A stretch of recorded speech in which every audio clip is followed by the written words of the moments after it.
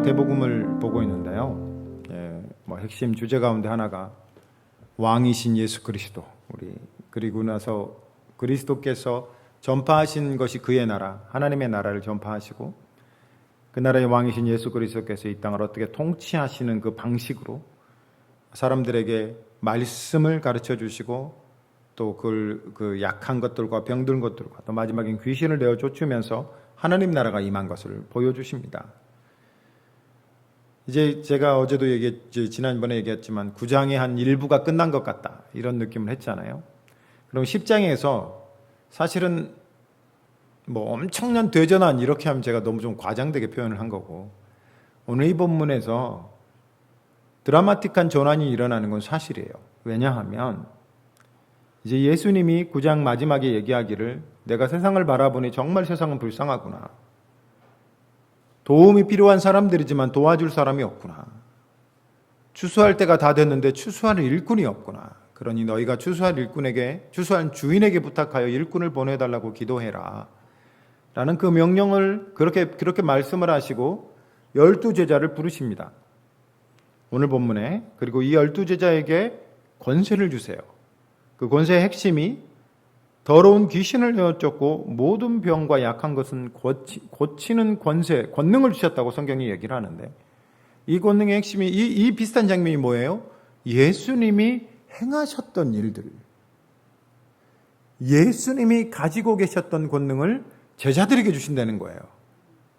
이거를 좀 다른 말로 표현하면 무슨 권능이냐면 왕이 행하셨던 왕의 권능을 그의 제자들에게 주시면서 이제 뭐라고 하시냐면 그 핵심은 이제 너희가 가라라고 첫 번째로 명령하신 분입니다.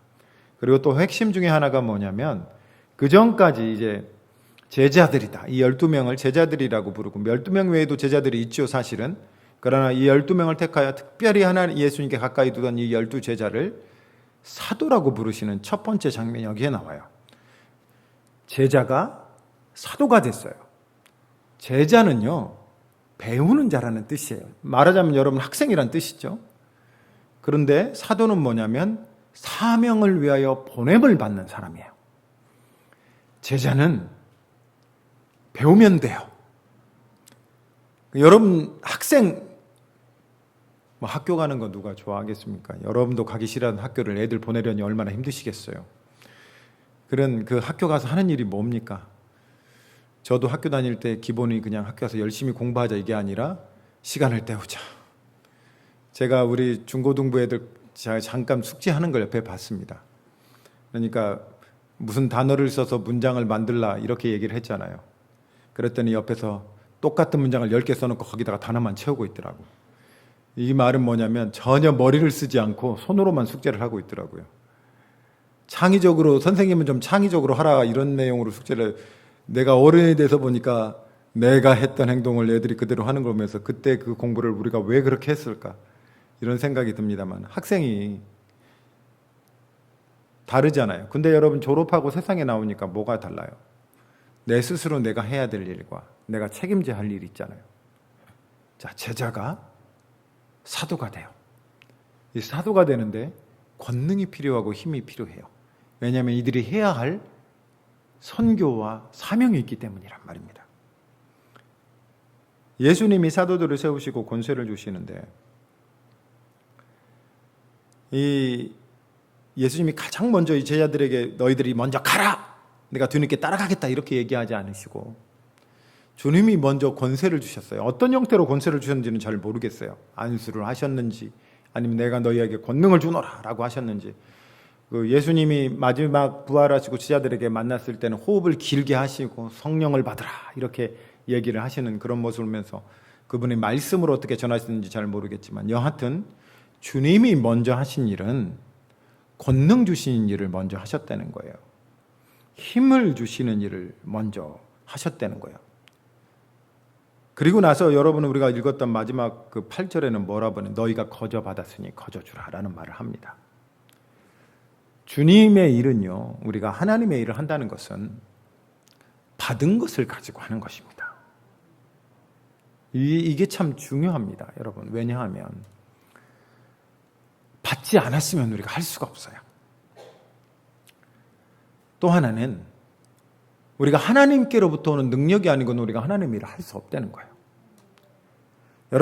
여러분 살면서 많이 실패해 보셨을 거 아니에요. 교회 일하는 게 굉장히 힘들지 않습니까? 그래서 혹시 이것이 내 힘으로 하려고 하는 것이 아닌가, 내 능력으로 하려고 하는 것이 우리는 돌아봐야 돼요. 왜냐하면 저도 항상 목사이며 교회를 섬기며 말씀을 전하는 사람이지만 어느 순간에 보면은 내가 내 생각대로 그냥 앞서가는 경우를 봐요. 늘 기도로 예수님께 내가 고삐를 묵습니다.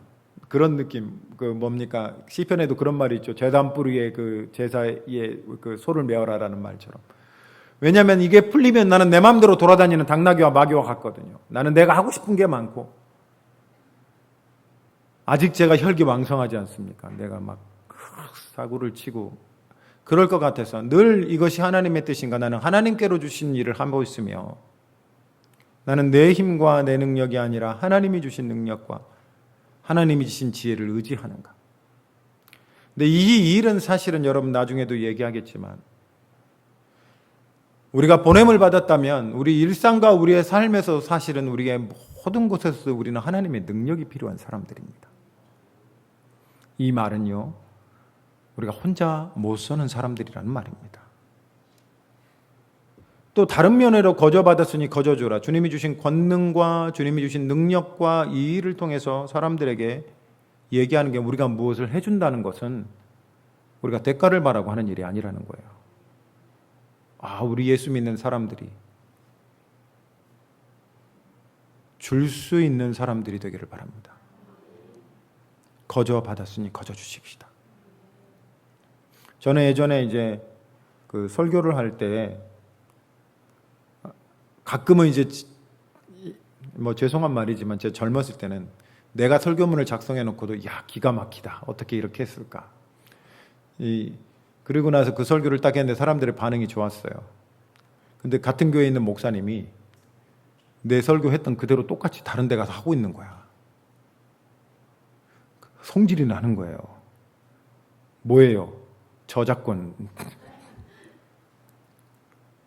성질이 나서 그 자리에서 내가 딱 일어나서 갑자기 어떤 생각이 들었냐면 그게 네 거냐? 제가 그 이후로 내가 설교나 말씀이나 내가 훗날에 어떤 책을 쓴다 할지라도 저작권이나 이런 것에 대해서 내가 주장하지 않을 것이다. 왜냐하면 나는 하나님께로부터 온 것을 받았고 하나님이 말씀하시기를 거저주어라고 했기 때문이다. 라는 것입니다. 그래서 이 하나님의 일을 하는 사람들이 하나님께로부터 온 것을 받았으면 우리의 사명이요, 주는 거래요. 하나님께로 오는 것을 받아야 됩니다. 이게 중요합니다, 여러분. 그리고 더 중요한 건 뭐예요? 우리가 받은 것을 주는 거래요. 받기만 하는 사람은 교만해집니다. 받기만 하는 사람은 심령이 부유한 사람이죠. 받기만 하는 사람은 자기밖에 모르는 이기적인 사람입니다. 그러나 하나님을 아는 사람은 주는 사람입니다. 주기만 하는 사람도 어리석은 사람입니다. 뭐 있어야 줄 거 아니에요. 그러나 성경은 뭐라고요? 내게 받은 것을 너희도 거저 주어라 라고 우리에게 얘기하고 있습니다. 그리고 여러분, 우리가 믿는 우리의 왕이신 예수 그리스도는 그분의 권능과 그분의 힘과 그분의 능력을 우리에게 주시는 하나님이시고 홀로 두지 아니하신 하나님이심을 신뢰하시기를 바랍니다. 그래서 로마서 제가 아주 늘 묵상하며 생각하며 제 인생의 모토와 같은 말씀이 로마서 11장 36절에 나중에 알고 봤더니 존 칼빈도 이 말씀을 가장 좋아했던 말씀이라고 해요. 제가 읽어드리겠습니다. 읽고 여러분도 함께 아멘 하시기를 바랍니다. 이는 만물이 주에게 나오고 주로 말미암고 주에게로 돌아갑니다. 그에게 영광이 세세에 있을지어다. 우리가 하나님께부터 모든 것을 받고 우리가 하나님께로 받은 그것을 사람에게 준다는 그것은 다른 말로 표현하면 주님께 영광을 돌린다는 말입니다. 만물이 그에게로부터 왔고 그에게로부터 존재하였고 그로 말미암았으니 그에게 돌아가는 것이 합당하로다. 그러므로 우리 입에서 나오는 찬송이 오직 주만인 영광을 받으실지어다. 우리의 모든 삶을 통하여 오직 주만 영광을 받으실지어다. 주신 이도 하나님이시오, 가져가는 이도 하나님이시오. 주님이 시작하셨고 주님이 마무리하셨으며 주님이 명령하셨으며 주님이 거두실 것이니, 주님이 우리에게 부탁하셨으며 주님이 그 열매를 거두실 것이니 하나님께 영광을 받으실지어다. 교회 일도 그렇죠. 우리 힘으로 하려 보면 다툼이 있을 수 있지만 우리 모두, 우리 장로님부터 집사님부터 우리 교사들도, 우리 청년들도, 학생들도, 우리 반주하시는 집사님도 주님께 받은 능력으로 합시다. 그리고 주님께 받은 것을 하나님께 돌려드립시다. 제자들에 관해서 한번, 이제 사실은 제가 오늘은 10절까지 설교를 하려다 왜 8절에 끝났냐면, 설교를 준비하다가 이 12명의 제자들을 한번 생각해 보자. 왜냐하면 우리가 성경 본문을 읽다가 12명의 이름을 한 번에 언급한 구절을 찾아보는 게 많지는 않아요, 사실은. 물론 마가복음에도 있고 누가복음에도 있지만 따로따로 이렇게 언급되어 있는데, 이 12제자를 제가 한번 나름 조사를 하고 묵상을 한번 해봤어요. 그랬더니 이게 그냥 넘어갈 내용이 아니더라고요. 그래서 오늘 이 본문에서 이 파송을 받은 이 사람들에 관해서 우리가 한번 들어보고 묵상하라며 제자들의 이름을 한번 생각하며, 여러분 중에 이 12명의 제자들 중에 어떤 사람들은 생소한 사람이 있을 수 있어요. 그러니까 이 사람들이 어떤 사람인지에 대해서 한번 좀 묵상하며 이분의 삶들을 통해서 우리가 배워야 될 것이 뭔지를, 사도로서 이 사람들은 어떤 삶을 살았고 어떻게 믿음의 본을 우리에게 보여줬는지를 한번 생각해보고 가는 시간이 되었으면 좋겠다라는 생각해서 이렇게 좀 준비를 해봤습니다. 오늘 12명의 사도 이름은 이러하니라고 2절에 얘기하죠. 베드로라 하는 시몬, 이렇게 먼저 시작을 합니다. 이제 둘씩 묶어서 알려줘요. 그 성경에도. 그리고 누가복음에는 이 파송할 때 둘씩 묶어서 파송했다고 얘기를 해요. 그런데 재밌는 건 이 둘이 묶어주는 게, 제가 어떤 원리를 보였냐면, 베드로라는 시몬과 그의 형제 안드레, 그러니까 형제를 같이 묶어줬어요. 나중에 제가 계속 읽어드리겠지만 둘씩 묶어준 게 아무 관계없는 사람을 묶어준 게 아니더라고요, 예수님도.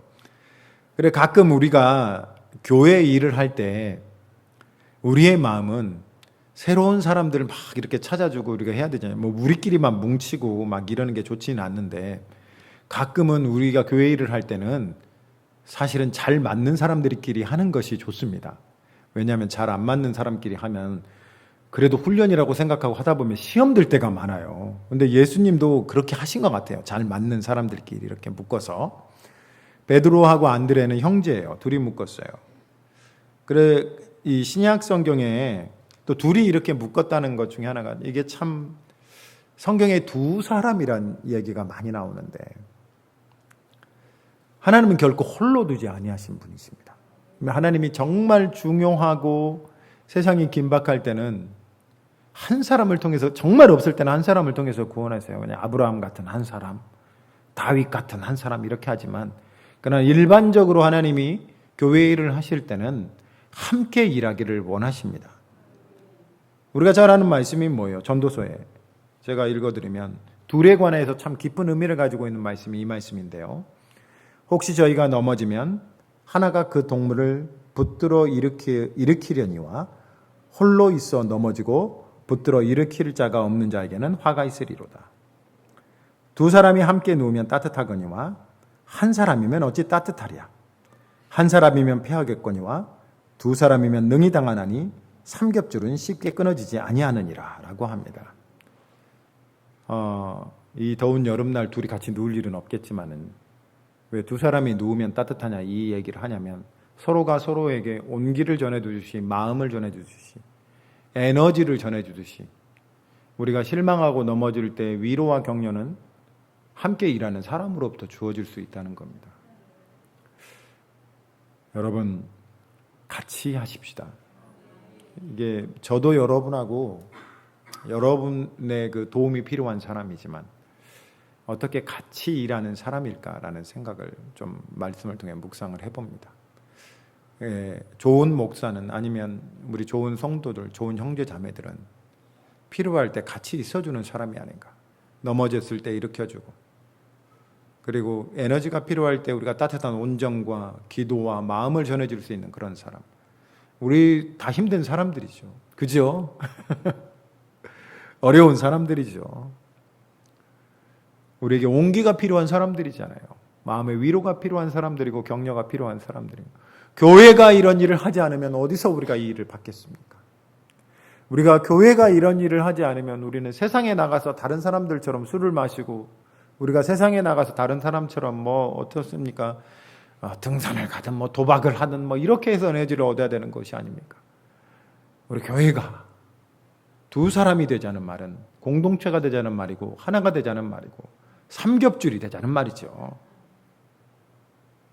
그리고 더 중요한 말은 마태복음 18장 19절 20절에 예수님이 이런 말을 합니다. 진실로 내가 너희에게 이르노니 두 사람이 땅에서 합심하여 무엇이든지 구하면 하늘에 계신 내 아버지께서 저희를 위하여 이루시리라. 두세 사람이 내 이름으로 모인 곳에 나도 그들 중에 있느니라. 아멘. 여러분, 합심하여 기도하십시오.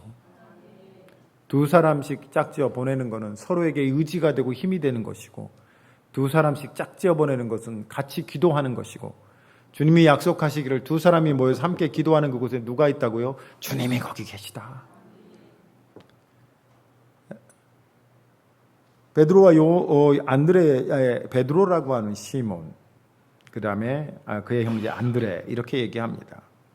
베드로라고 하는 시몬이 두 명이 나와요. 예수님의 제자 중에. 그의 이름 중에 제일 많이 언급되고, 또 제자 중에 가장 독특하고 특출나게 항상 이렇게 툭툭 튀어나오는 사람이 베드로죠.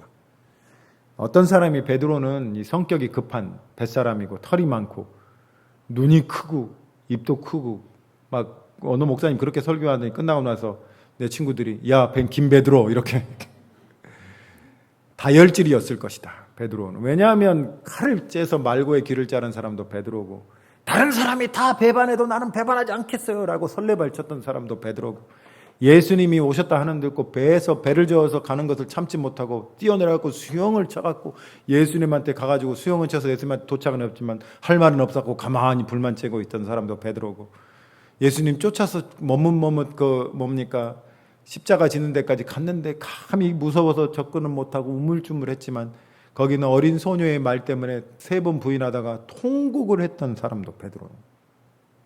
실패가 많고 실수가 많지만 교회의 기둥 같은 사람이고 반석 같은 사람이 베드로. 예수님이 우리가 이 사람을 어떻게 반석같이 단단하다고 얘기할 수 있겠습니까?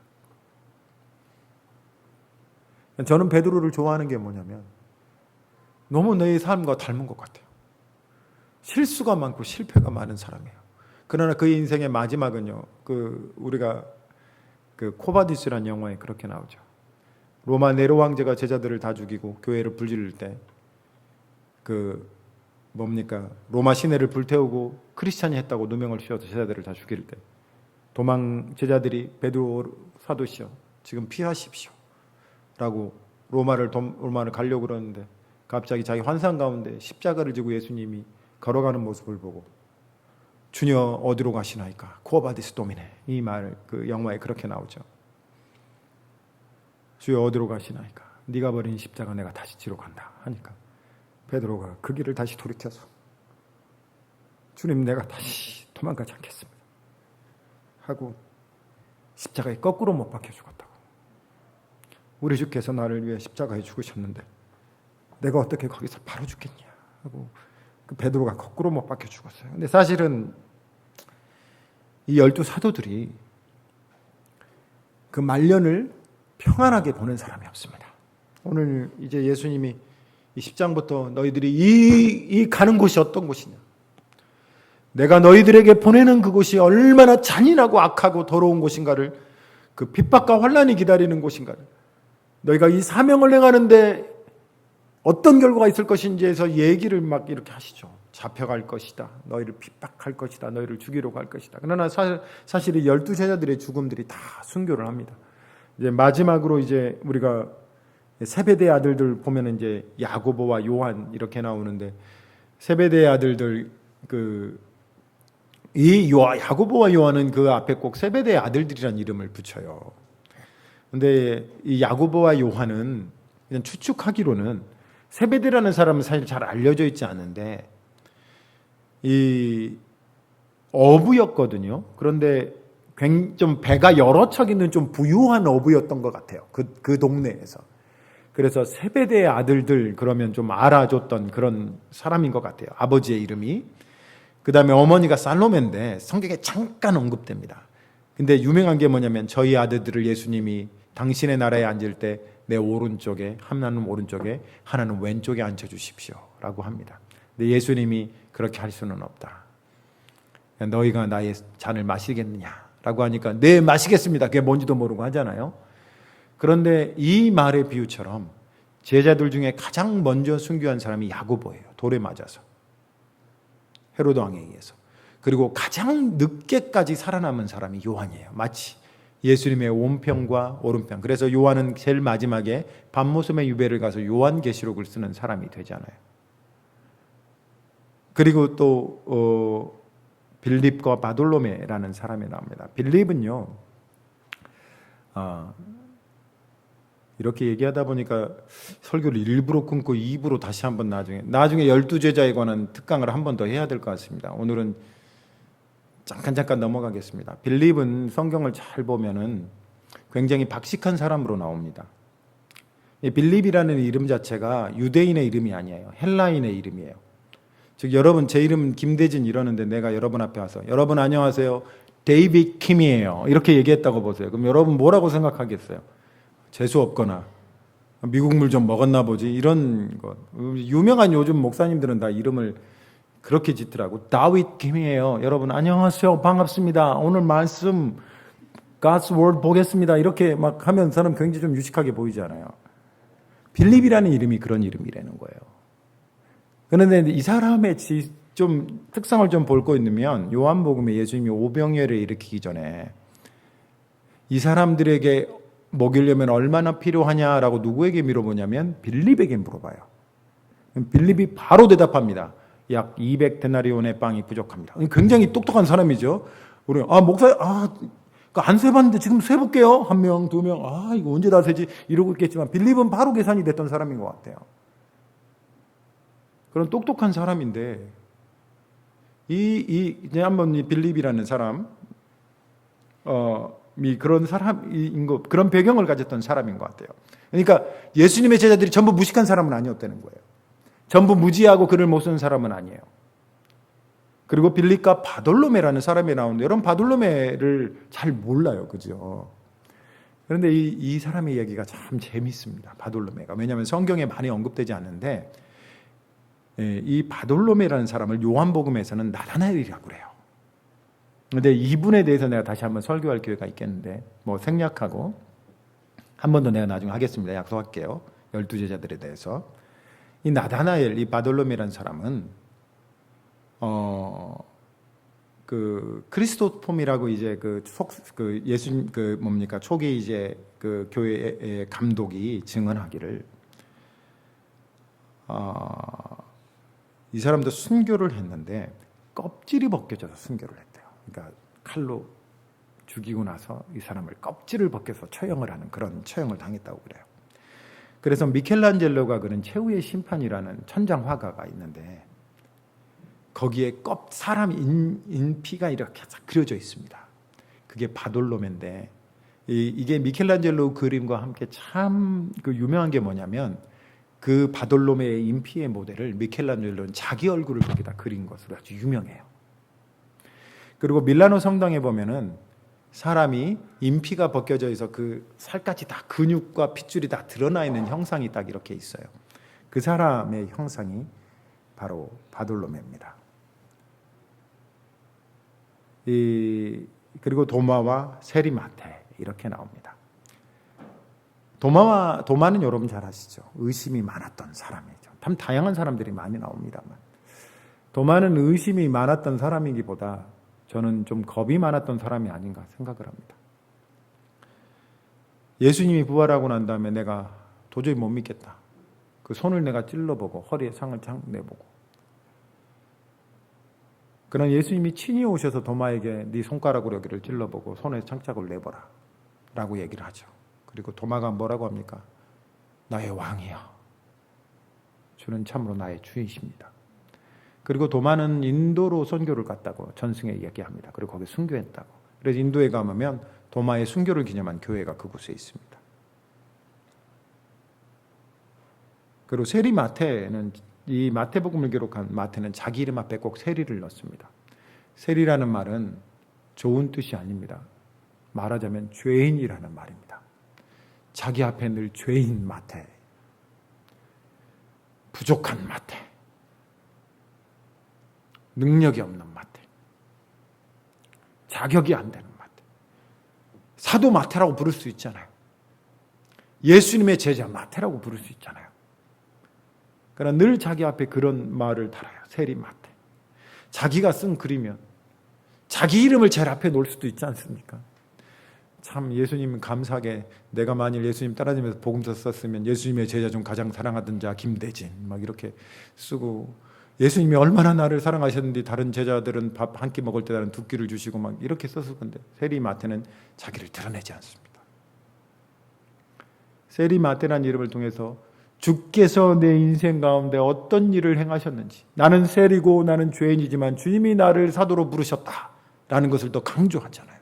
근데 사도들의 모든 고백들 속에는, 사도 바울도 그렇지만 죄인 중에 괴수인 나를 감당할 수 없는 하나님의 은혜로 사도로 나를 부르셨으니 이라는 그런 고백들을 많이 하지 않습니까? 그리고 마태는 에티오피아에서 순교했다고 전해집니다. 그리고 알페오의 아들 다데오와 야고보를 얘기합니다. 야고보가 두 명이 생기죠. 그렇죠? 우리가 아까 세베대의 아들 야고보, 그 다음에 알페오 아들 야고보라고 얘기를 합니다. 이 야고보도 사실은 전해진 게 많이 없습니다. 다데오도 그렇죠. 근데 이 야고보의 유명한 얘기는, 이 알페오 아들 야고보의 얘기는, 이 사람이 기도를 너무 많이 했는데 삶 자체가 너무 검소했대요.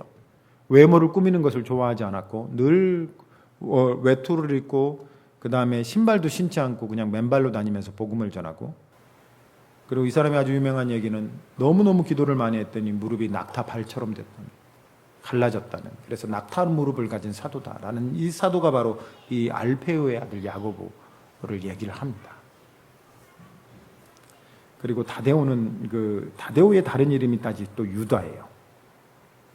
뭐 다른 것에 대해서는 얘기가 안 되지만 이 사람의 죽음은 페르시아에서 전도를 하다가 창에 맞아 죽었다고 전해집니다. 그 다음에 이제 마지막으로 가나나인 시몬과 가룟 유다를 얘기합니다. 이 가나나인이라는 말은 열심당원이라는 말이에요. 혁명당원이라는 말이에요. 그러니까 시몬과 가룟 유다는 둘 다 열심당원이었던 사람이에요. 가롯 이사가르라는 이 말이, 이사가르라는 뜻이 단검이라는 뜻이거든요. 그래서 혁명단원들 중에 열성파들은 자기들이 단검을 늘 소유하고 다녀서 항상 자기들의 정적을 만나면 암살을 준비를 하고 다녔대요. 그래서 그 사람들을 이사가리라고 불렀다고 그래요. 그래서 유다가 얼마나 그 열성파였는지를 보여주는 말이에요. 그러니까 시몬과 가룟 유다는 그 배경이 비슷한 사람들이죠. 그러나 가룟 유다는 거기서 빠져나오질 못했고, 그러나 이 열성당원인 시몬은 자기 힘과 그러니까 무력 투쟁이잖아요. 세상을 바꾸려. 사람들을 죽여서, 그러니까 이렇게 된 것은 다 저놈 때문이야, 이놈 때문이야 했던 사람들이잖아요. 그게 대표적인 게 공산주의고 파시즘이고 그렇지 않습니까? 자기들의 정적이 다 사라지면 세상은 평화가 오고, 나쁜 놈들을 다 죽여 없애야만이 세상은 다, 그래서 공산주의가 뭡니까? 부르주아를 다 죽이자 하고 죽였는데 지들이 다 나쁜 놈이 돼가지고 그 위에 있지 않습니까? 시몬은 거기서 예수를 만났습니다. 그리고 사상과 혁명이 아니라 이제 복음을 전하는 사람, 사도로 오늘 이 자리에 부름을 받죠. 물론 여러분 가룟 유다의 얘기는 여러분 아시듯이 예수님을 배반하고 나중에 마띠아가 이 자리를 차지합니다만, 여기 참 다양한 사람들이 있습니다. 어떤 사람은 무식한 사람이고, 어떤 사람은 유식한 사람이고, 어떤 사람은 돈을 위해 살았던 사람이고, 어떤 사람은 더 나은 대의나 정치적 사상과 철학을 위해 살았던 사람이고, 어떤 사람은 그 배경이 좋았던 사람이고, 어떤 사람은 그 배경을 모르는 사람이고, 어떤 사람은 이름 있는 사람이고, 어떤 사람은 무명한 사람들입니다. 이 12사도들 중에. 이 12명이란 숫자는요, 사실 교회를 대표하는 숫자입니다. 이스라엘을 대표하는 숫자가 12지파지 않습니까? 그래서 요한계시록의 신구약을 대표하는 두 그룹을 24장로라고 그러거든요. 12장로에서. 그래서 12사도를 보냈다는 것은 사실 교회를 보내는 것 같습니다. 그러니 교회 안에도 다양한 사람들이 존재합니다. 우리의 배경이 우리 아버지가 어떤 사람일 수도 있고, 우리가 이전에는 어떤 학문을 추구한 사람이 있고, 어떤 정치적 속성을 어떤 사람은 좌익이고 우익일 수 있고, 그러나 중요한 것은 오늘 우리는 예수 그리스도의 제자입니까? 내가 예수를 믿습니까? 그리고 나서 이 예수를 믿는 사람들을 예수님이 어떻게 하신다고요? 이제 가라. 내가 너에게 권능을 줄 테니. 내가 너에게 힘을 줄 테니. 세상은 어떻다고요? 휘어져 추수할 때가 됐다. 이 말을 다른 말로 뭐라고요? 세상은 도움이 필요하구나. 천국 복음을 전파하라는 이 말은요, 이제 예수 그리스도가 십자가에 죽으시고 부활하신 다음에 더 분명하고 확실한 얘기로 나타납니다. 이게 뭘로 나타나냐면 그리스도 예수의 복음, 그 십자가와 부활이라는 단어로 더 분명하게 이 천국 복음이 확장됩니다. 사람들에게 무엇이 필요하느냐? 우리가 생각하면 사람들에게 일자리가 필요해요. 사람들에게 돈이 필요해요. 이 사람들에게 미래의 어떤 소망이 필요합니다. 저는 남자친구가 필요하고 여자친구가 필요합니다. 저는 아파트 당첨이 필요합니다. 저는 좋은 집이 필요합니다. 대학이 필요합니다. 라고 하는 이런 세상 가운데 예수님이 우리를 보내시면서 뭐라고요? 하나님의 나라,